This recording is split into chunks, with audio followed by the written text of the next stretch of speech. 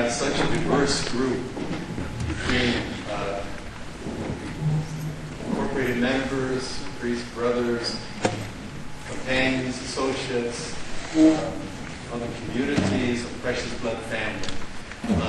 There's one absence that probably some of you have noticed. There are no adorers of the blood of Christ here, and that's because this year they organized a community-wide retreat that everyone had to make like at the same time. So that's why none of them are there. Otherwise, we'd fill another table or two up with the doors. But they are with us in spirit and praying for us, remembering us. And I was also going to wish a happy birthday to our people, and a special thanks for Tim for accepting to preside today and did such a nice job of getting us started today and inspiring us for this day. So this morning I want to begin with the first theme. As you notice in your wordles on your page, and your table, Christ-centered is emphasized. I wanted that. I didn't care how the rest of the words were organized, but I wanted Christ-centered in the middle, and that'll be our first reflection this morning. Pope Francis, in Evangelium Gaudium, says that the great danger in today's world, pervaded as it is by consumerism, is the desolation and anguish born of a complacent yet covetous heart, the feverish pursuit of frivolous pleasures and a blunted conscience. Whenever our interior life becomes caught up in its own interests and concerns, there's no longer room for others, no place for the poor.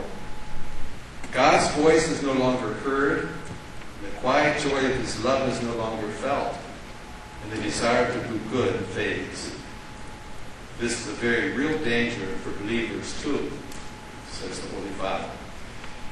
And in the next number he says, I invite all Christians everywhere at this very moment to renewed personal encounter with Jesus Christ, or at least an openness to letting Him encounter them. I ask all of you to do this unfailingly each day. No one should think this invitation is not meant for him or her, since no one is excluded from the joy brought by the Lord. Number 2 and 3 of Evangelium Gaudium. So during this retreat, we'll be reflecting on the Pope's model of the Church, discovering how it is to be more participative and open, more decentralized and fluid, more willing to take risks, less bothered about doctrinal conformity, and less clerical. Above all, Christ-centered. Francis emphasizes the personal relationship with Christ. A friend of mine in Salzburg, I think he's the only American person I know in Salzburg. He comes in and out on business, and he said to me one day, jokingly, he said, you know, Francis would be okay if he could just get over this Jesus thing.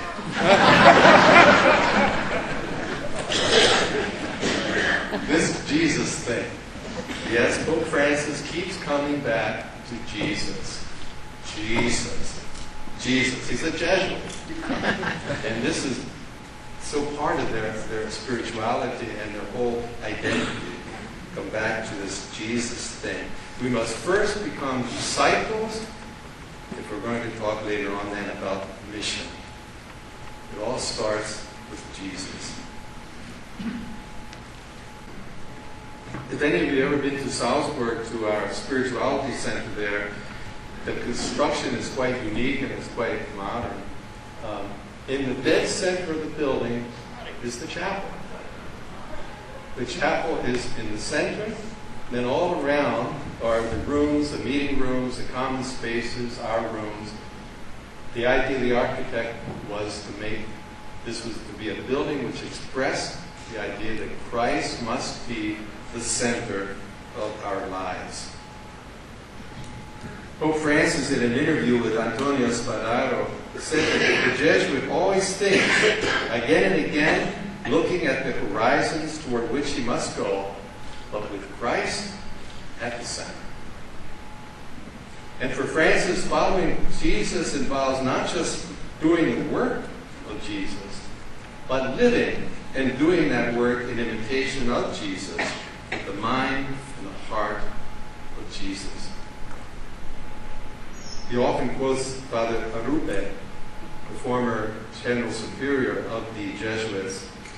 "Give me, O Lord, that sense of Christ, your very heartbeat." It's a beautiful phrase. Give me that sense of Christ, your very heartbeat. To live with the heartbeat of Jesus Christ. Jesus is his way of living and deciding that he lives, as it were, with that heartbeat of Jesus. So the new evangelization to which the Pope is calling the Church is to always start from Christ and from our experience of Jesus Christ. Not just talk about Jesus, but talk about our own personal experience of Jesus, because that's what's going to ignite the fire in our hearts, and that's what's going to drive us to mission. Our personal encounter with the Lord. We've all heard it said in one form or another that we are what we are. We become who we are through the encounters which we have had through our life. And I certainly think of my own life and think about certain people who I recognize have marked me in my life, who left their, in a sense, their fingerprint in me and have formed me into who I am today. And we all have those encounters. They could be positive ones. They make us into who we are in a positive way, or they could be negative ones. But you know, Jesus has to be the encounter.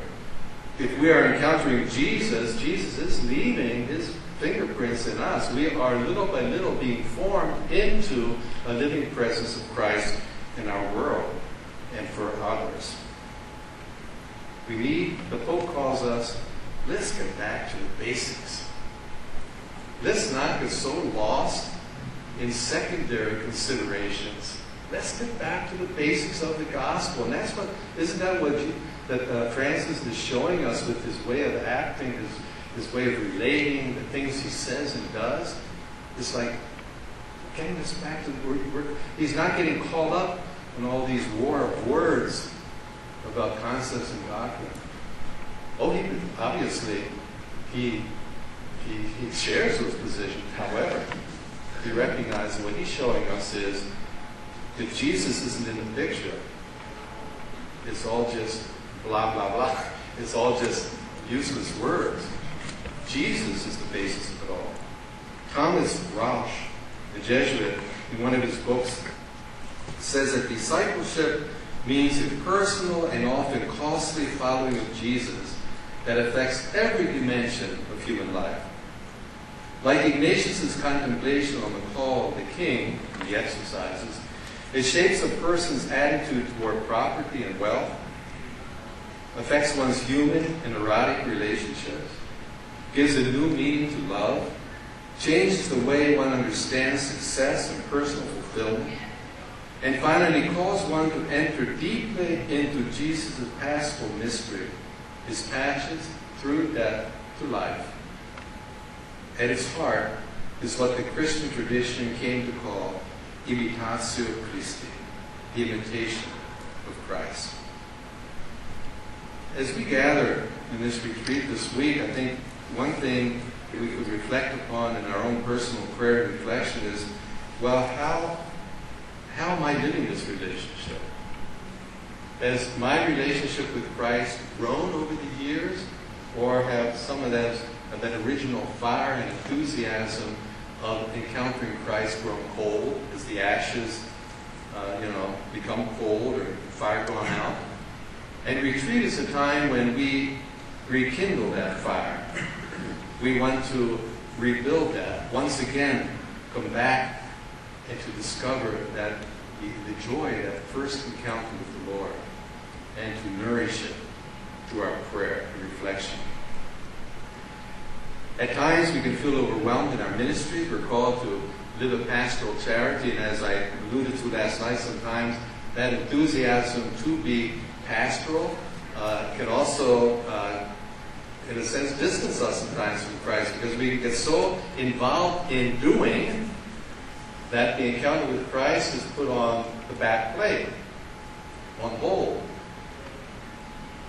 And that's dangerous. We need to take care of the quality of our spiritual life. Spiritual hygiene, meals, silence, solitude, good friendships. And Pope Francis here gives us a good example, as he does in so many different dimensions. When asked why he doesn't live in the papal apartments, this was a question posed to him by some students of the Jesuit schools.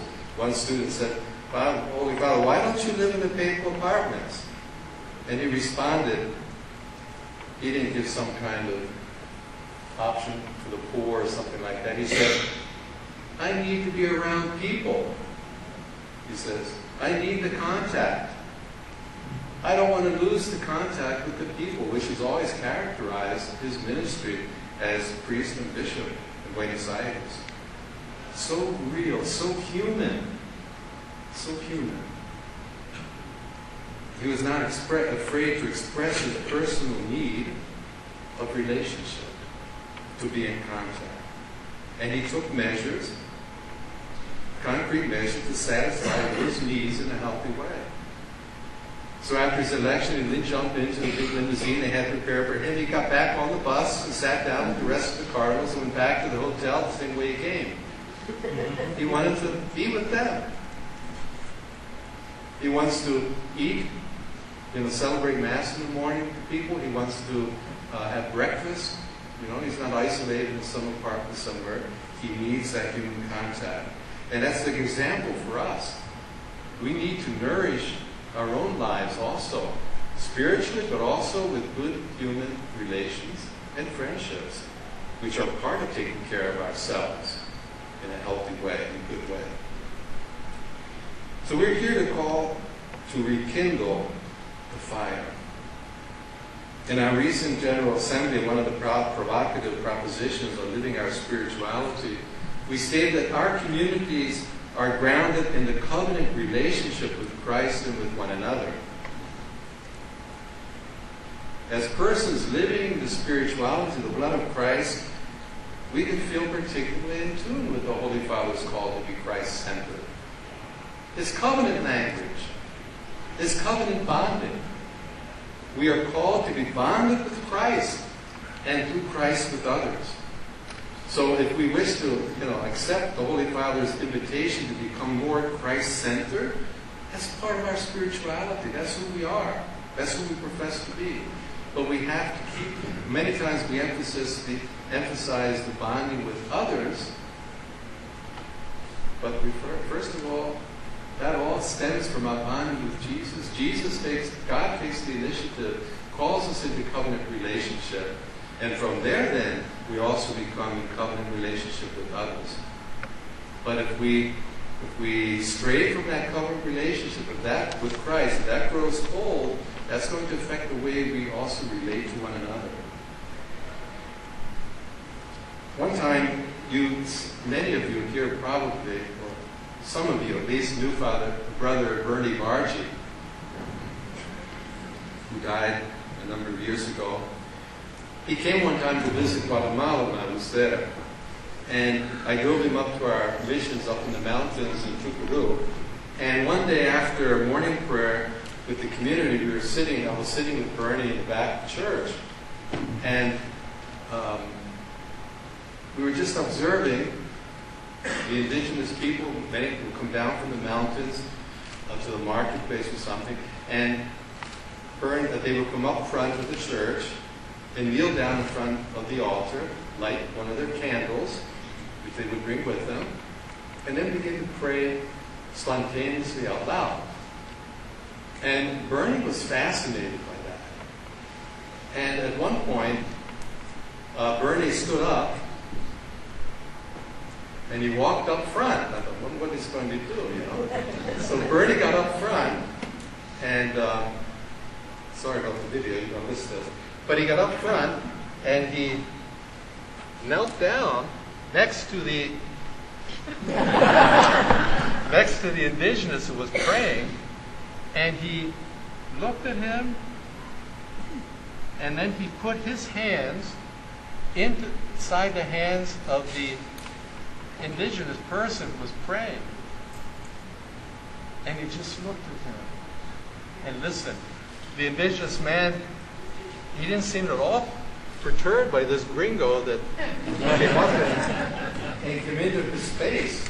He just kept praying away. And Bernie did that. It was like Bernie was saying to him, teach me how to pray. I want to pray like you pray. It was a beautiful moment. One which I've always remembered. And it made me ask myself, and we could all ask ourselves, when was the last time someone asked me, teach me to pray? When has someone ever asked us, or individually, teach me to pray? But Bernie was so called up. It was like the apostles. Jesus, teach us to pray. St. Ignatius of Loyola, of course the founder of the Jesuits, also spoke about the task of marinating in the God who is always great. It's the neat image. Marinating in the God who is always great. He takes care always to keep before your eyes first, St. Ignatius says, take care always to keep before your eyes first God.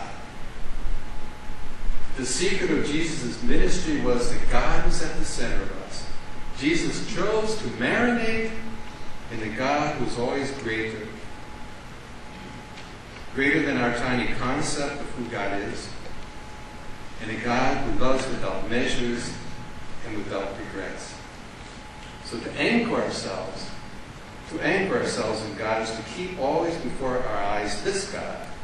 It is to choose to be intoxicated, marinated in the fullness of God.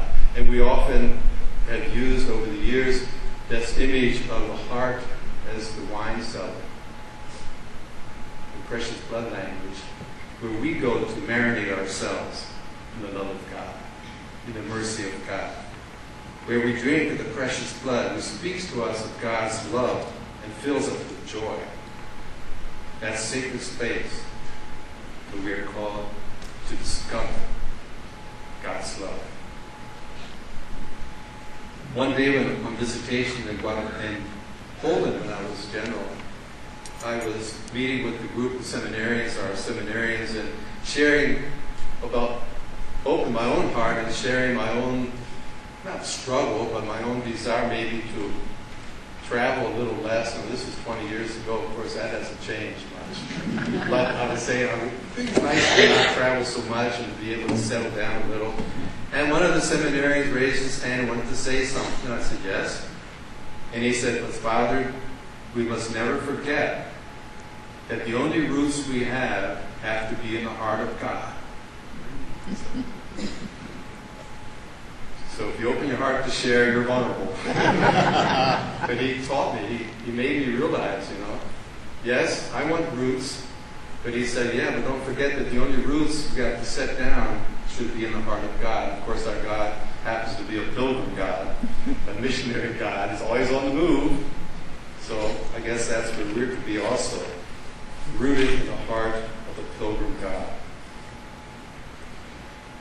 Prayer is so important for all of us. In every year when I do my own personal retreat, sometimes I like to do an Ignatius retreat, sometimes I do a priest retreat, sometimes I like just to go be alone with a book that inspires me. So this past year, I guess it was December, when I was going to do a personal retreat up in Liechtenstein at Theodora's place there. And I was looking for some material to take with me to use for meditation. And I saw a book somewhere, I forget where I found it, but it was called Brothers, We Are Not Professionals. That theme sort of, because I was already thinking marinating in Pope Francis, So I was already thinking, that sort of sounds like Francis language. Huh? We are not in here for careers. We're not in here for professions. We are here to follow Christ. So I purchased the book, It happened to be authored by a man named John Piper, who I never heard of, a Protestant writer and author. So during my retreat, I plowed through that book. It was 300 pages, and written in a language which is very different from the way we talk, the way we express ourselves. So it was a little hard work. But I thought, I'm going to get through this book. And looking for that gem. Well, I came to chapter 10, and it said, "Oh, how we need to wake up to how much nothing we spend our time doing." Apart from prayer, all our scurrying about, all our talking, all our study amounts to nothing. For most of us, the voice of self-reliance is 10 times louder than the bell that tolls for the hours of prayer. I like that phrase. For most of us, the work of self-reliance is 10 times louder than the bell that tolls for the hours of prayer. The voice cries out, you've got to open the mail. You must make that phone call. You must write that sermon. You must prepare for the board meeting. You must go to the hospital. And in the background, the bell tolls softly. Without me, you can do nothing. Say to yourself right now, the author says, God, help me to do something radical in regard to prayer. Are not our people really yearning to be around a person who has been around God? Are not our people really yearning to be around a person who has been around God? So that chapter started hitting me.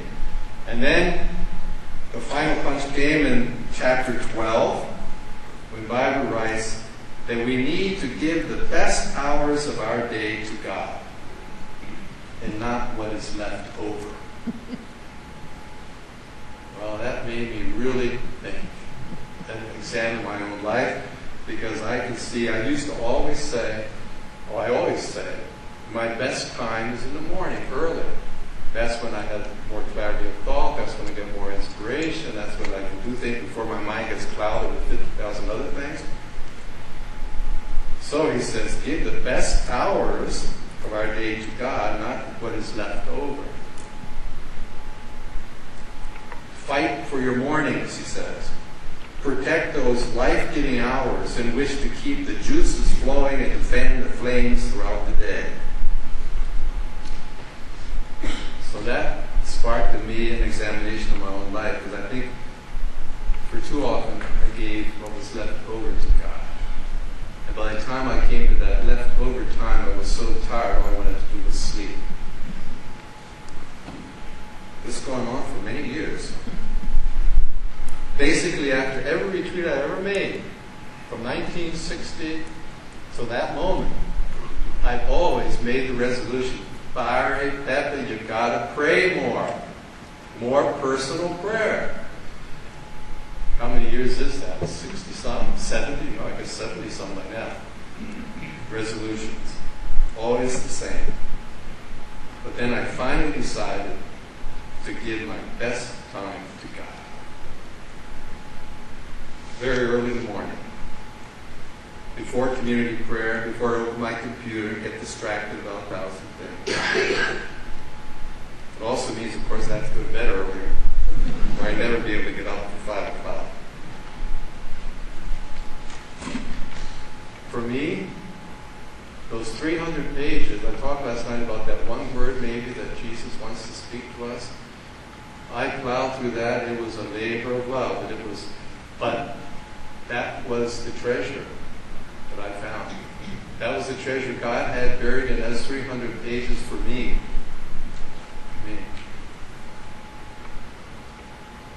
St. Augustine once wrote, and I'm sure you've all heard this, but I want to read it again because it's so beautiful.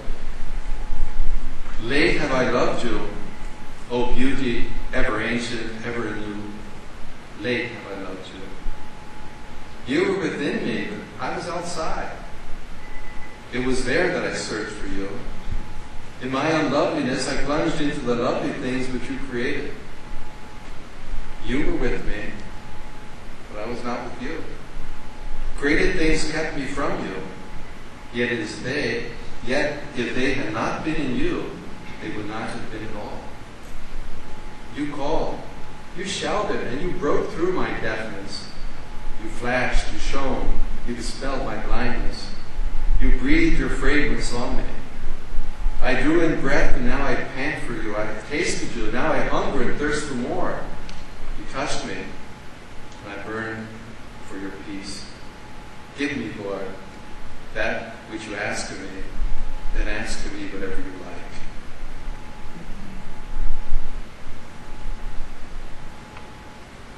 It took a fundamentalist, Protestant theologian and spiritual writer to help me discover that in an existential way. After so many years, it was the treasure, the Word, there waiting for me to discover it. During one of my terms as Moderator General, the Union of Superiors General reflected upon the theme, passion for Christ and passion for humanity. And the gist of the reflections was that only when we have rekindled the flames of our love for God, once our hearts beat with the passion for God, that we will also be able to love others with passion. Our own St. Gaspar speaks often of the need to strengthen our prayer life. Just want a few brief words from his letters. Let us renew our most intimate union with Jesus Christ, the only delight of our hearts. May the Lord make all of us entirely his own. May Jesus be in our mind, Jesus in our heart, Jesus on our lips, Jesus in all your words. You can tell he was educated by Jesuits. Become more and more a person of prayer, of interior life, of a greater union with God. Place yourself in a state of silence. Do nothing, but only listen to the voice of God.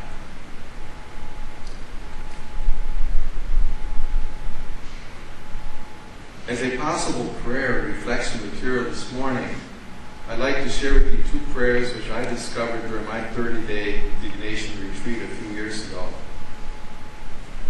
One was composed by Father Pedro Arrupe, former Jesuit General Superior, entitled Being in Love. I just want to read that here, and then you all get a copy, but I want to read it first. Nothing is more practical than finding God. That is, than falling in love in a quite absolute and final way. What you are in love with, what seizes your imagination, will affect everything. It will decide what will get you out of bed in the morning, what you will do with your evenings, how you spend your weekends, what you read, who you know, what breaks your heart, and what amazes you with joy and gratitude. Fall in love. Stay in love. It will decide everything. And the other is a reflection by Blessed John Henry Newman called One Alone. And it reads, life passes, riches fly away. Popularity is fickle. The senses decay. The world changes. Friends die. One alone is constant. One alone is true to us. One alone can be true. One alone can be all things to us. One alone can supply our needs. One alone can train us up to our full potential. One alone can give a meaning to our complex and intricate nature. One alone can give us tune and harmony. One alone can form and possess us. So this morning, I'd like to share those two prayers with you and hand them out so that you might want to reflect upon them. I certainly find them to have a lot of potential for our own personal reflection. And I knew I skipped something here, and I'll come back to it because I don't want to miss it. And it's something, asked Al Bell permission to read something that was published in the New Wine Press in January of this year, in an article Dave Matz wrote. Al was asked what it means to be a missionary and companion of the precious blood, and Al writes, "The first reality is solitude and prayer. Before we can do anything, we need to be someone. That someone that we try to be is the incarnation of God's love, God's mercy and compassion, God's seal for justice and peace. That will happen only to the extent that we are trying to nourish our relationship with God, or better, letting God nourish that relationship for us in regular periods of solitude and prayer."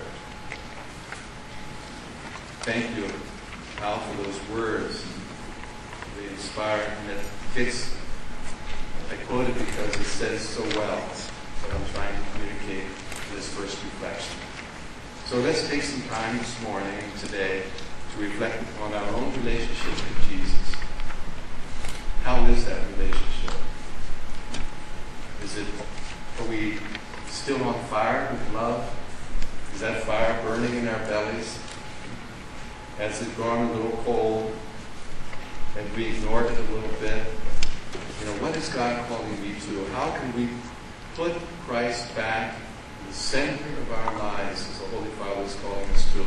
Because that's the starting point for any kind of renewal that we're going to try to realize in our own lives and to reform of our church. Getting back to the essentials, to be Christ-centered. We'll also, after each reflection, there'll be some questions, possible questions for reflection that might help you if you need them. If you want to use them, you can. If you don't have to, of course. And we're not going to schedule always table discussions. That depends. We all want to do that more spontaneous. If some of you would like to sit with others and discuss, you're welcome to do so. If you want to do a Emmaus walk with another person and just share reflections, if you want to just be alone, everything goes. But let's just respect the choices of other people. So let's have a good morning, and this afternoon we'll continue with the next thing. Thank you.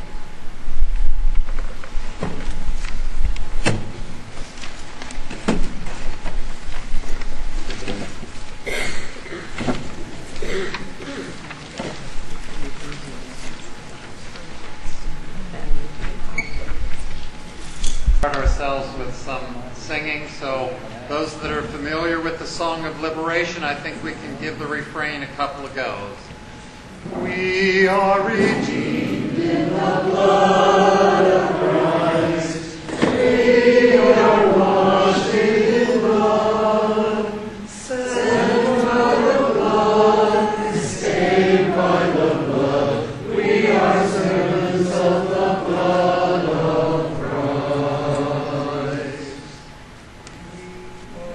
We are redeemed in the blood of Christ.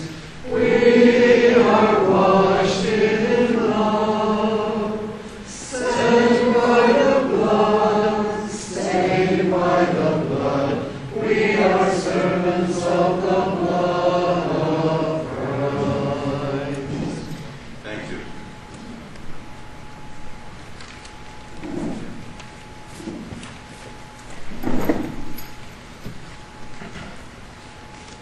Pope Francis, in a general audience in St. Peter's Square last year, said once, We are living in a time of crisis.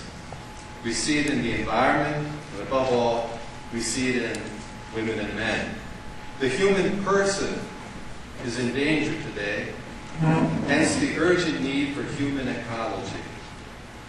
Men and women are sacrificed to the idols of profit and consumption. It is the culture of waste.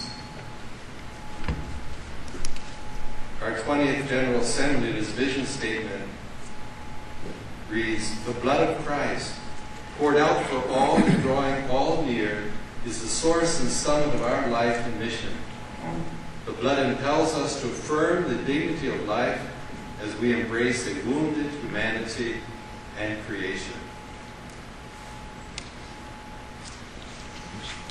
During the morning Mass at the Casa Santa Marta, on the Feast of St. Thomas the Apostle last year, the Holy Father said this: "We need to touch Jesus' wounds, caress Jesus' wounds, bind them with tenderness.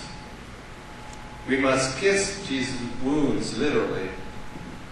Just think what happened to St. Francis when he embraced the leper. The same thing that happened to Thomas. His life changed. To touch the living God," Francis concluded, "we do not need to attend a refresher course, but to enter into the wounds of Jesus.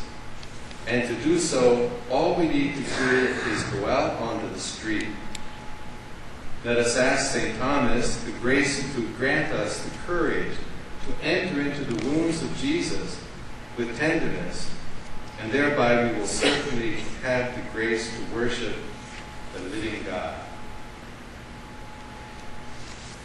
Some people say Pope Francis is like a living parable, or a parable on two legs.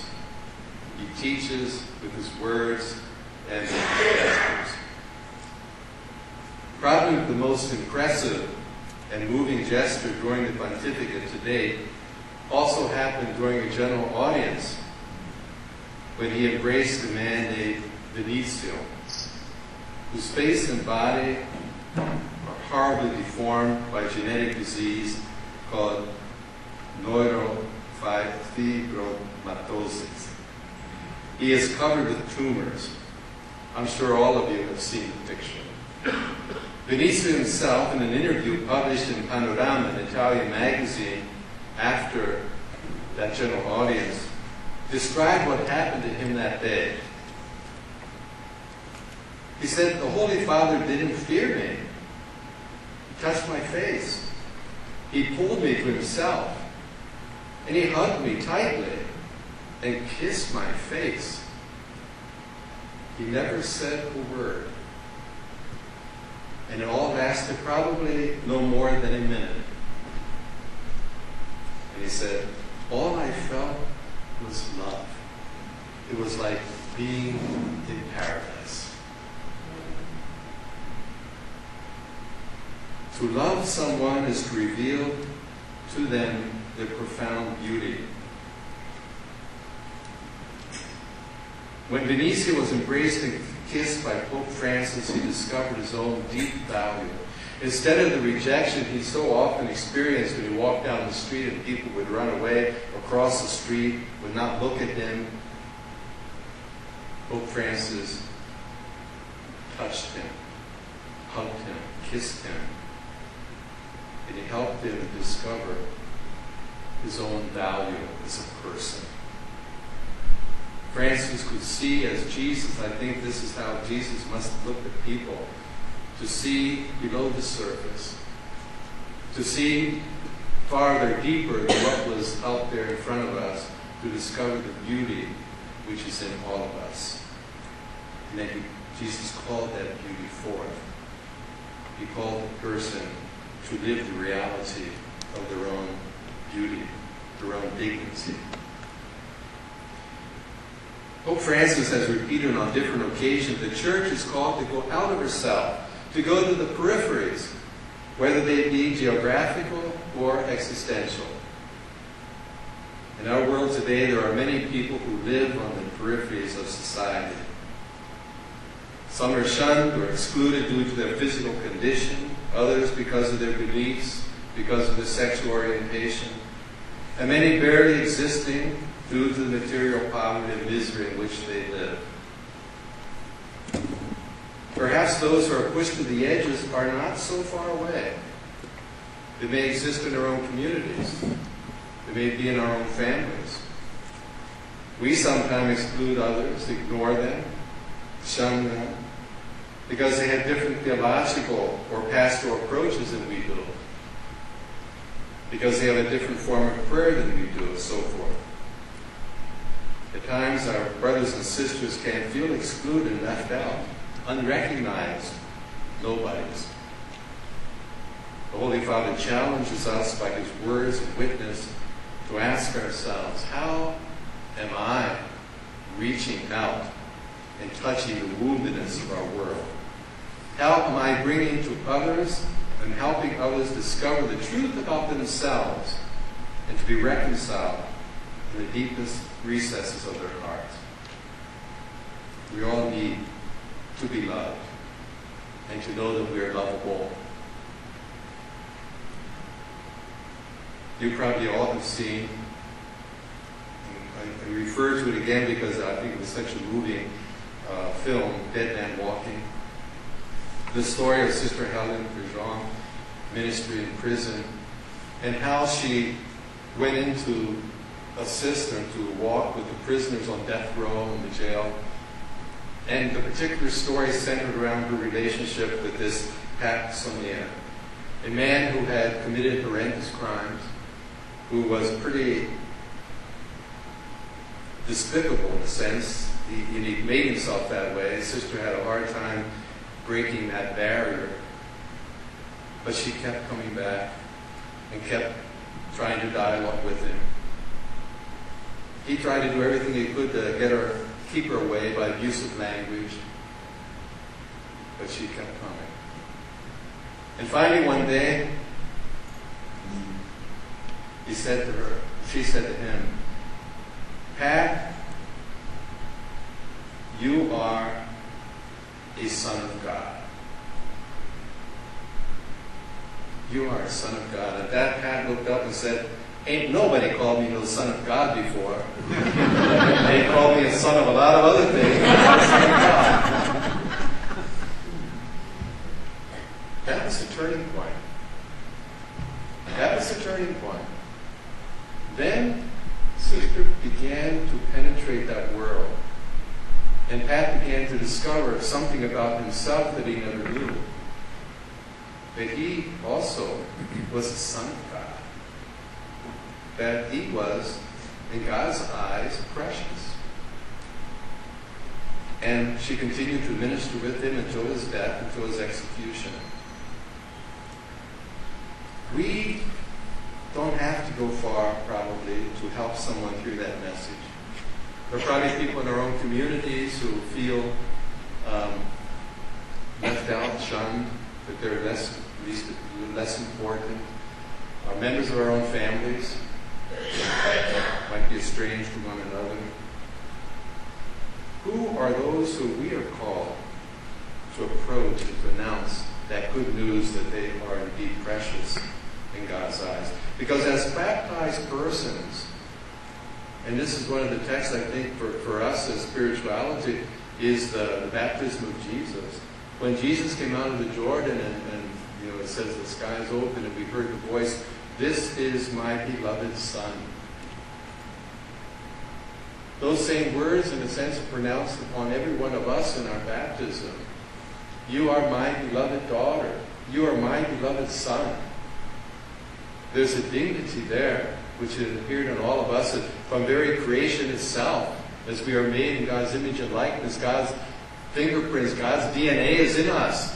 We are sons and daughters of God, affirmed in our baptism. And then, as we know through the text of 1 Peter, that we have been ransomed not by gold and silver, but something much more precious than that, by the precious blood of Jesus Christ shed for each one of us.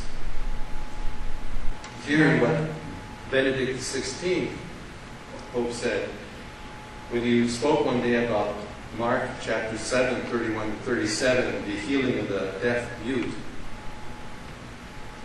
He made this comment: "We are inwardly made deaf and mute by sin.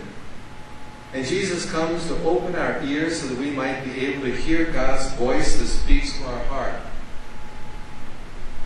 He touches our ears and our mouth and says, 'Ephata,' be open, so that we might hear the truth about ourselves. You are my beloved son. You are my beloved daughter." And once that truth is internalized in our hearts, our mouth is free as well to speak the language of love and to communicate with God and with others. This was a reflection of what Benedict had on the gospel of the healing of the deaf mute. Open our ears to hear, first of all, the truth about ourselves. We can't take that for granted. We can't take that for granted.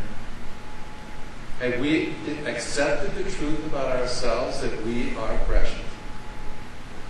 And our preciousness does not depend about how good we are, how much we've done, what positions we've had. The world tells us that's where our preciousness lies. But we know those are the lies of the world, the deceits of the world. Our preciousness lies in something much more fundamental, much deeper. And until we accept that in ourselves, only then will our mouth be open and we'll be able to carry that message to help others discover the truth which we have discovered in our own lives. And this message is so important in our world. So important. Life, as we know, for many is cheap.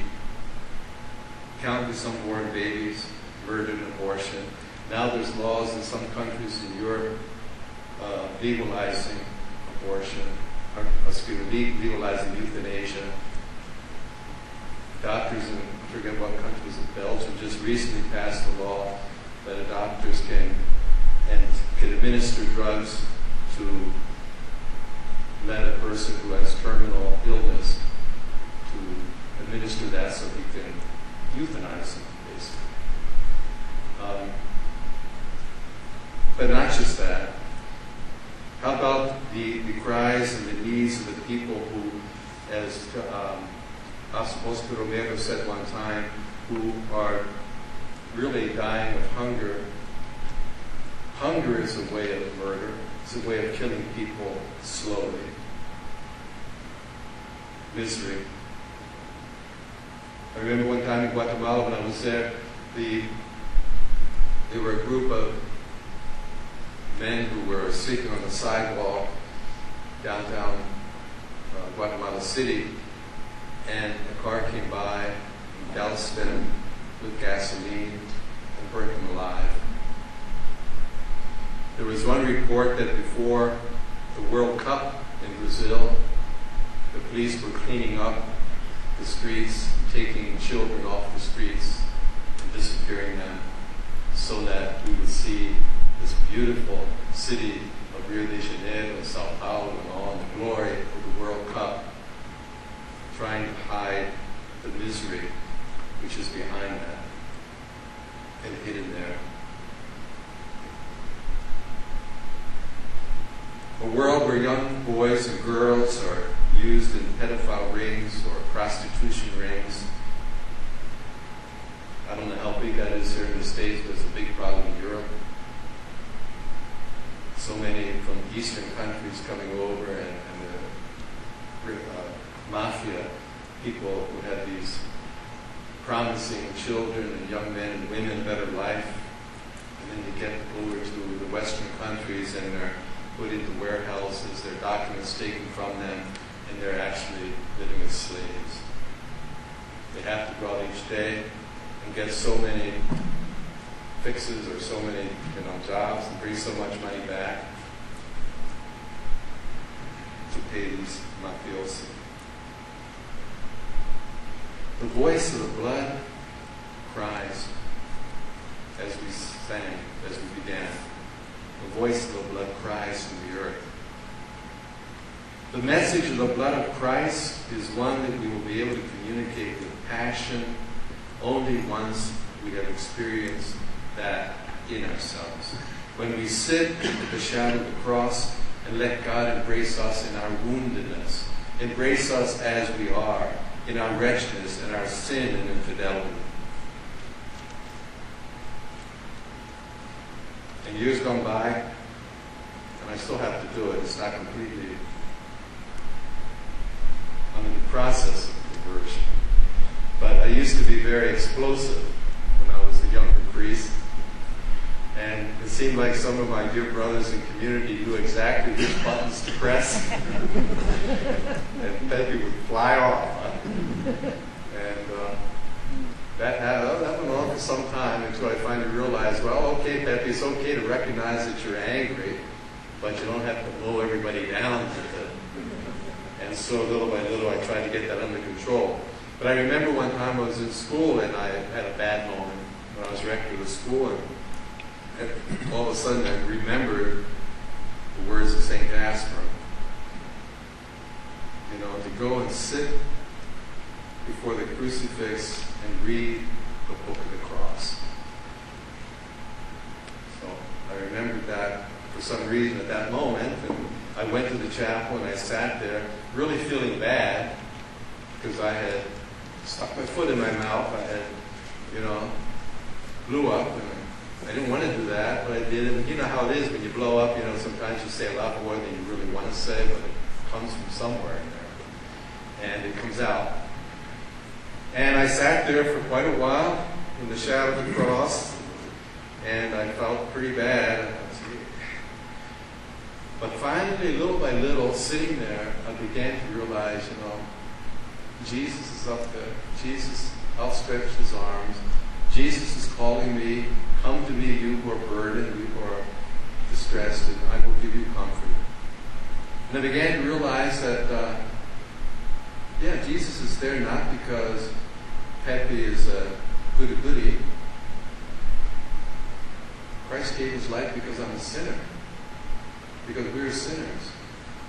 And when I began to feel that in my heart and take that in my heart, I could almost like hear Jesus say, Pepe, it's true, you blew it again. But you know what?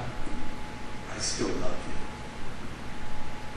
you. And when I could accept that, take that into myself, peace came.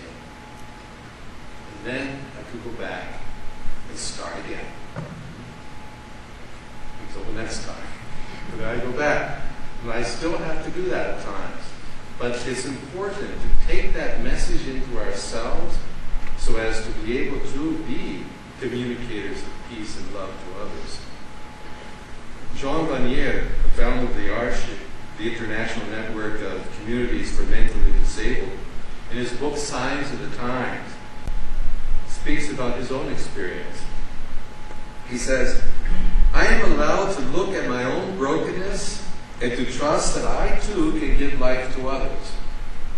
I do not have to pretend that I am better than others and that I have to win in all the competitions. It's okay to be myself, just as I am, in my uniqueness.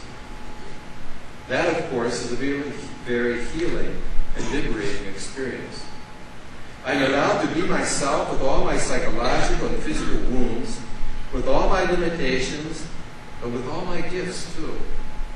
And I can trust that I am loved just as I am, and that I too can love and grow. Once we have taken that truth into ourselves, then we can reach out and speak that truth to someone who needs it in our family, in our community, in our workplace. Someone who might be crying to hear these words. People who need to be affirmed in their worth and dignity. I think it was us at St. Jasper who spent a lot of time contemplating the Book of the Cross, to go to Sonino and to the heartland of banditry during his time. And he could venture up into the mountains to go to seek out the bandits. Without military or police escort, they wanted to go with them because it was dangerous. He said, no, I go with the cross. And Gaspar went into that very dangerous area to speak with the bandits and just held that cross and spoke of God's love for them. He wasn't condemning.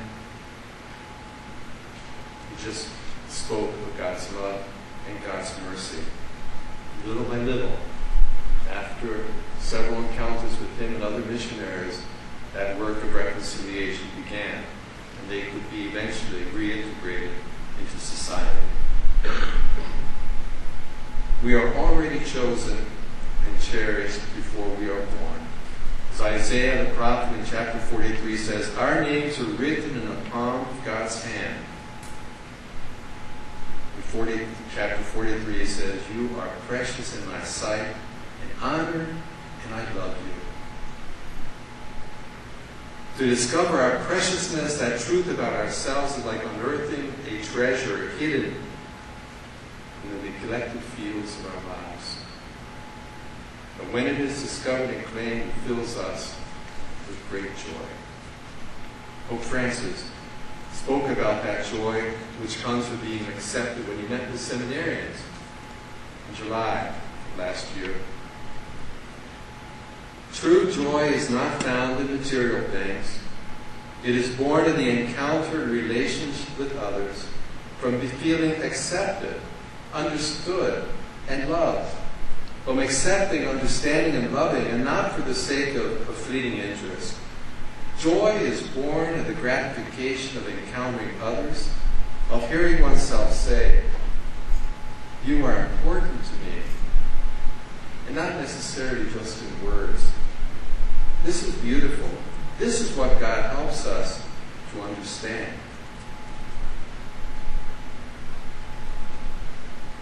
Isn't this what Francis communicated when he embraced Denise?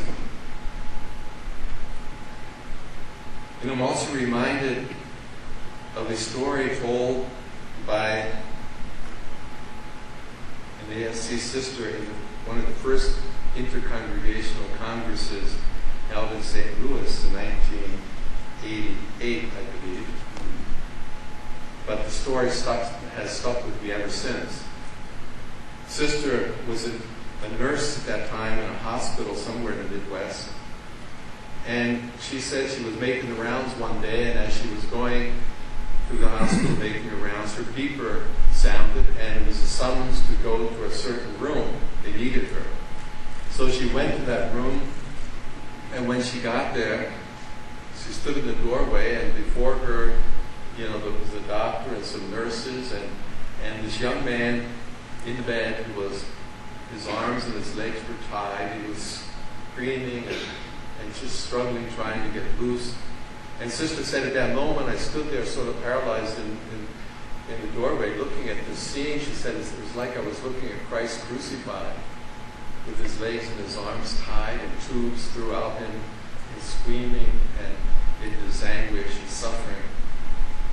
And then the doctor and the nurses, like, they looked at her and they looked up at her, and without saying anything, it was like, do something. And Sister said, I didn't know what to do, except that all of a sudden I felt this desire to go. I went up to the sick person. I sat on the bed with the sick person, and I just took the person in my arms and held him. And little by little, he calmed, became peaceful. With that hug, she did something the doctor and the nurses couldn't do with their medicine and their techniques. That loving embrace, you are somebody for me. And somehow, she communicated in God's love, His preciousness. Isn't this our mission? As precious beloved peoples. We can talk a lot of fear, we can talk about a lot of things, but I think one of the most basic aspects of precious blood spirituality is communicating this message. It's something we all can do. all of us, no matter how young or how old, and no matter where we are, what ministries or not, we can all communicate this preciousness, help others feel that they are precious. I think that's what Francis does. People who come in contact with Francis feel that they are taken into account, they're somebody, they're important, that he enjoys being with them, whether it's to shake their hand or do like this, he's just there. He's communicating something. I think that's why the world's reacting the way it is. And we can all do that. I tell the story, and I'll tell it again. I know some of you have heard this before, but it was a very moving moment for me, and it communicates this message as well, I'm trying to get across. It's about one of our missionaries, old Bill Franz, who had been a missionary in Chile many years ago, and then went back to the States for many years ago. But he always wanted to return to the foreign mission land. And he kept asking the provincial permission to go to Guatemala since 1970s. But every time he'd ask the provincial said, no, we need you here. He was a hospital chaplain toward the end of Pennsylvania, near Pittsburgh. And when he hit 75, of course, we're still breathing, we can still retire. We're allowed to retire at 75. And he asked the provincial again, I would like to go to Guatemala. And the provincial said, okay, go. So I was in Guatemala at the time. I was alone at the seminary and also taking care of a new parish. And I was glad for Bill to come, live with us in the seminary. And he came, he was, the only clothes he had were white, because he had been in a hospital for about 20 years as chaplain. Everything from head to toe was white, plus his white hair and his white beard. I often thought, you look like Colonel Sanders. That's how Bill looked. And Bill came and he took over the parish. And he had no great pastoral plan. We young ones, heaven knows we've made so many pastoral plans in our lives. And we're always doing it and redoing it. Bill had no pastoral plan. His pastoral plan was simply to walk the streets of Santa Rosita, in those days, muddy streets, and just go up to the people and say, hi, I'm your pastor. I'm Father Bill. And he would carry, like in this old vision of the old missionaries with candy in their pocket, and he would hand them a piece of candy. Hi, I'm your pastor, Father Bill. Well, there was a cantina, a bar, very near our church in Santa Rosita on the corner.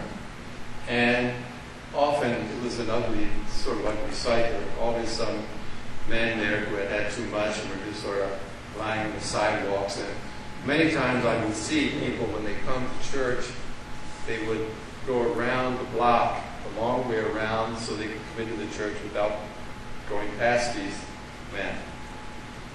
Bill didn't. Bill did not do that. Bill also went up to them, and he would take Bill always had that little spark in his eye of devilish. I don't know how to describe it, but he would come with this piece of candy, and he would lean over and say, hello, I'm your pastor. If you want to keep sucking on something, suck on this instead of the bottle.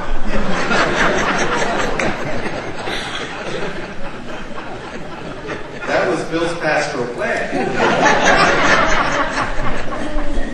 But Father Bill was only with us 10 months, and then Bill developed an aneurysm in the brain, and he was in a lot of pain. One day he said, C.PP.S, he said, I'm going to have the operation. This pain is just too much. And so he decided to have the operation, and he survived it, but 3 days later, Bill died. He had complications. And that night, when the church bells in Santa Rosita rang to announce that Bill had died, a small group of these same men came to see me. And they said, Father C.PP.S, we would like to ask your permission to dig Father Bill's grave.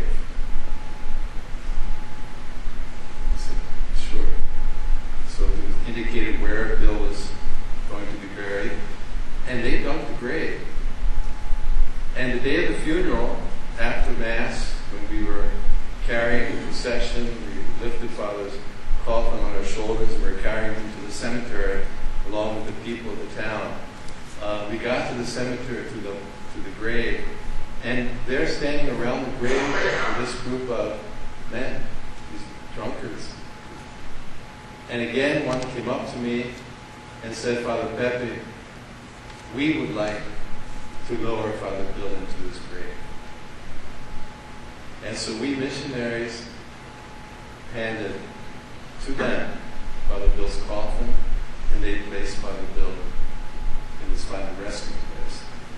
It was a moment, believe me, a very strong moment emotionally.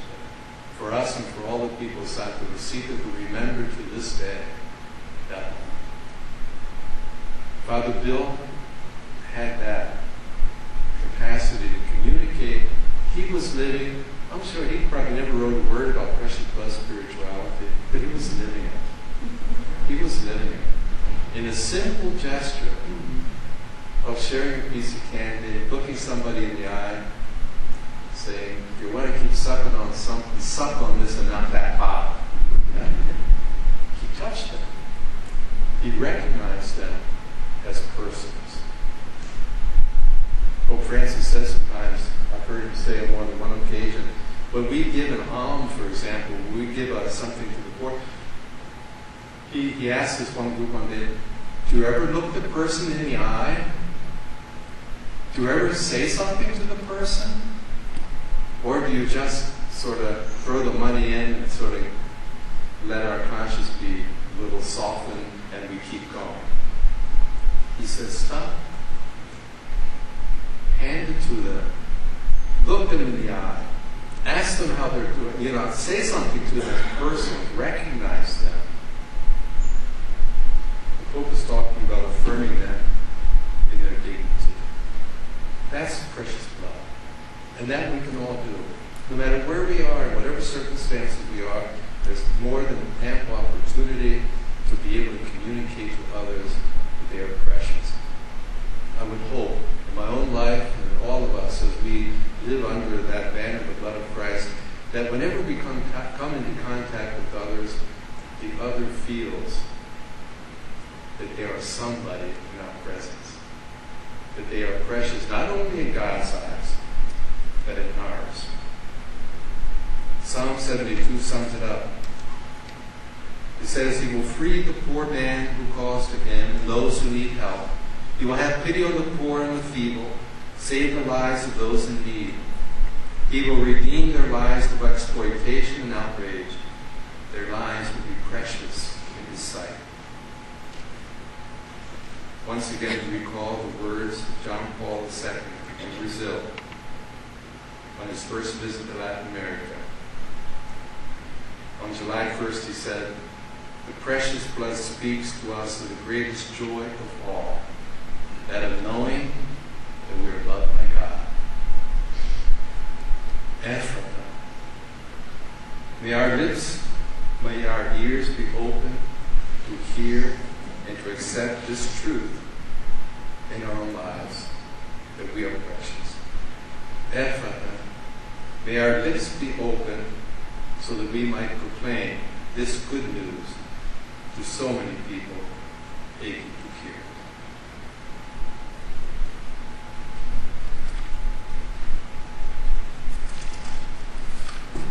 Once again, there will be some reflection questions to be passed out.